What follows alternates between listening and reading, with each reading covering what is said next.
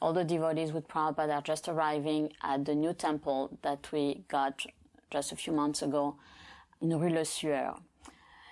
So Bhagavan thought that rather than Prabhupada speaking in the temple room, he should speak from the balcony so that he could speak to the people in the street. And also he liked the idea that it was a kingly way of speaking, as in the past the French kings would speak from that balcony to the crowds. But he had to ask a permission, so he asked the administration of Paris if it was possible. And the officials told him, yes, it's possible, but you cannot use a microphone. So when he said that to Prabhupada, Prabhupada started to laugh, and he said, well, this is the way to say yes when in fact you want to say no. And as it's impossible to talk to a big crowd of people without a microphone, they will not hear.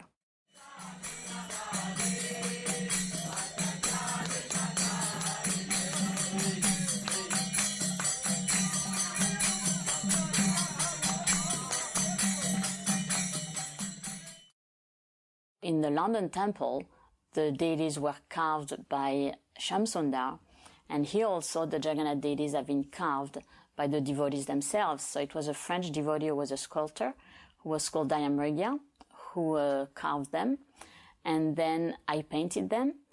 And there is two particularities on Subhadra here. That first, she's smaller. She should be a little bit bigger. And the reason is that when Dayamrigya wanted to carve her, he forgot that he needed to have the little top knot on her head. And then when he realized he had to do that, then he had to make her shorter in order to be able to carve the top knot on her head. So that's why she's kind of smaller. She also has different eyes than most of the Jagannath deities. And the reason was that I painted them according to a picture that I got from India, but I didn't like the look of the eyes of Subhadra. So I just changed the eyes and I made them lotus-shaped eyes, which no Subhadra deity ever had in any deities from India. But everybody found it very, very beautiful, and Prabhupada found them very beautiful, though very unusual eyes for Subhadra.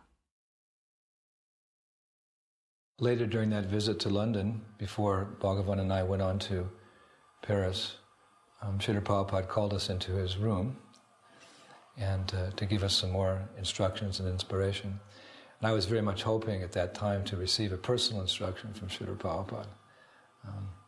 Prabhupada gave many general instructions, but of course a disciple always hankers to have some personal interrelationship with his spiritual master and receive some special instructions. So I was a little shy to ask, but at one point I spoke up and I said, Srila Prabhupada, could you give me some instruction? So Srila Prabhupada leaned over the desk at that time and he looked at me in my eyes. He said, preach boldly and have faith in the holy names. I've always tried to follow that instruction of Srila Prabhupada as a guideline for the rest of my life.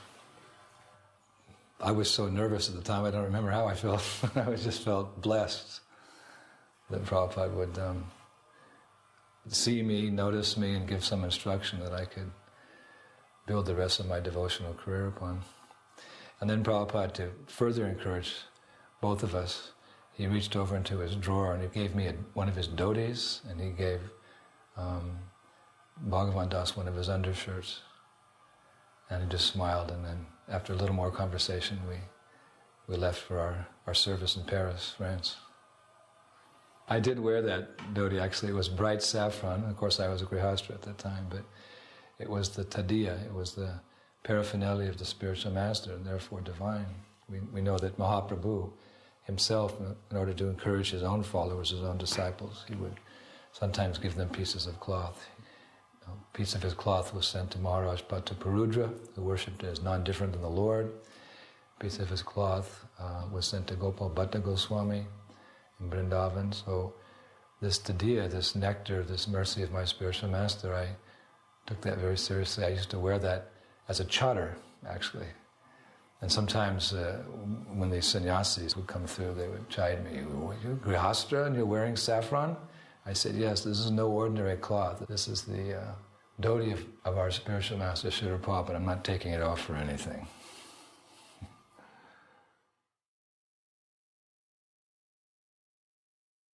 those of us who came into France as devotees from outside the country quickly learned that French culture was a highly intellectual culture.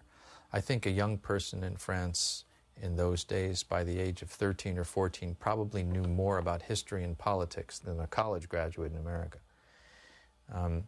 And one thing that we went out of our way to do was arrange as often as possible for Srila Prabhupada to meet with intellectuals and thought leaders of the day. So he met with college professors, and he met with Cardinal Danielou, and he met with leaders from the World Health Organization. He met with leading Sanskritists. And the meetings were important because it gave us an opportunity to see how does a pure devotee of the Lord speak to different levels of people. And I think what was most astonishing was Srila Prabhupada's ability to listen carefully to each person's particular level of spiritual development and address them on that level. As they approached him, Srila Prabhupada would reciprocate, sometimes becoming very, very firm, very outspoken. Why do you speak this philosophy? Don't you understand the dangers here? He was concerned not out of any kind of pride or a sense of superiority, but because this was dangerous. These philosophies are leading people astray. Atmahana, killers of the soul. One of the leading figures in the Rosicrucian movement in Paris came to see Prabhupada, and he was quite naive because Prabhupada kept saying, so what is that? And what does that mean? As if Prabhupada had no idea about anything. It was sort of a technique that he was employing. And me and Yogeshwar, we started to get the giggles. And we're sitting behind the man. Because whatever the man said, Prabhupada would say, why? Anyway, after leading this person on and on and on, finally Prabhupada said, so what is the ultimate? He said it's indescribable. Then Prabhupada said, that means you don't know. But still the man never became, put off by Prabhupada. He thought that Prabhupada was really, wanted to learn about the Rosicrucians. It was really very funny. Anyway, and another point that Prabhupada said, so what is the highest thing? He said, well, it's a flame. Prabhupada said, a flame? Yes.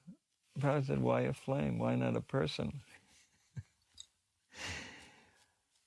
But like I said, the man never caught on that Prabhupada was, just pulling him along into this endless forest of foolishness.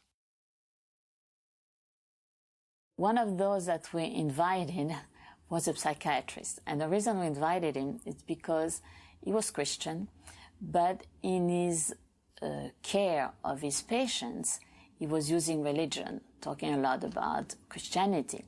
So we thought that would be very interesting to have him meet Prabhupada. So we invited him to come. I went to meet him, to bring him to Prabhupada. And the first thing he said was, where's the patient? So we said, well, there's no patient. We invited you to come and meet our spiritual master. I said, but I came to see a patient. Where's the patient? And when he saw there was no patient, he didn't want to come and he just left. So I was kind of embarrassed, and I went back and to explain to Prabhupada that he didn't want to come out because he thought he was coming to take care of some sick person.